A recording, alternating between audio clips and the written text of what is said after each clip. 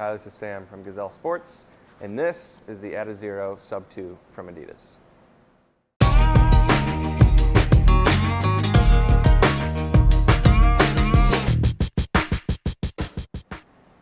So, adiZero Sub2 from Adidas is Adidas shoe designed specifically to break that next great barrier in running, which is the 2-hour marathon. So, like we all saw last year with Eliud Kipchoge getting very close in the Nike Vaporfly 4%, Adidas announced the shoe last year in September of 2017, and it is designed specifically for that sub-2-hour marathon, hence the name, the Sub2.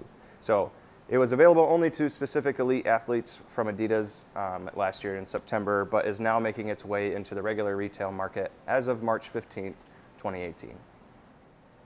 So unfortunately, Wilson Kipsang, who was supposed to run in this shoe in the Tokyo Marathon this year, had to drop out about 15 kilometers into the race because of stomach problems. But this shoe was set on course to break the world record during that race. So some of the technology that has been put into this shoe that makes it unique is a lot of new things that we've seen from Adidas this year. So just kind of working from the top down for the shoe specifically, on the top we see a brand new mesh. Many people were surprised not to see a prime knit upper on this shoe, but they decided to go with what's called their micro-fit ultralight mesh upper. And if you take a close look at the mesh on the shoe, you can actually see right through it. That helps cut down on the weight while keeping a nice snug fit around the foot and a nice feel, especially for a marathon when you're thinking you're going to be spending hopefully under 2 hours in the shoe in a best case scenario.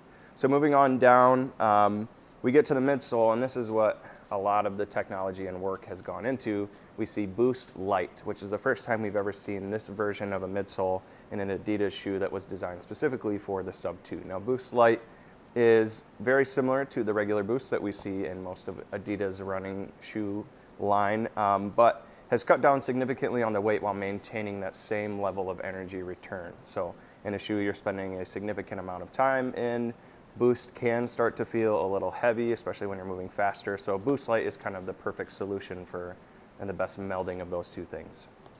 And looking inside the shoe, taking a look at the sock liner is glued into the shoe, but it does have perforations to help with, one, breathability, and again, cutting down on weight.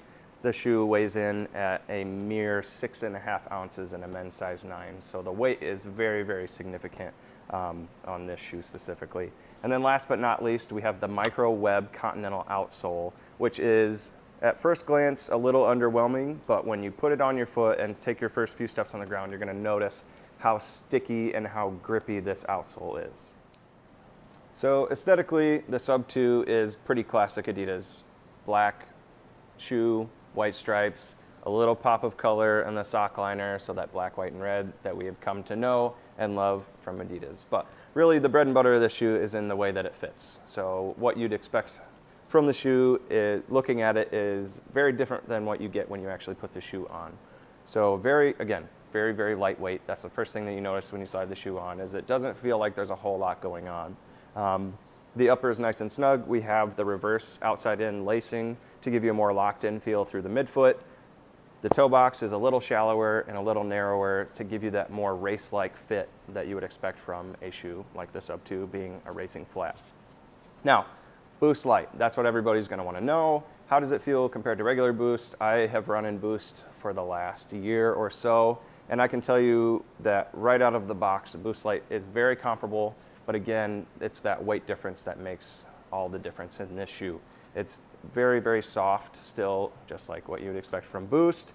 Very responsive, but again, it's just that weight difference is significant in the Boost Light compared to your regular Boost. And then last but not least, again, talking about the grip, the Continental outsole is very, very tacky, very sticky. It grabs the ground well, gives you a great ground feel. So again, while the shoe may not look super aesthetically pleasing to some, the feel is definitely where it makes up a lot of that ground.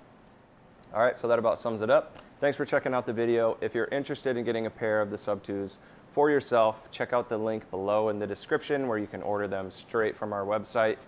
Don't forget to like, comment, and subscribe, and we will see you on the next shoe review.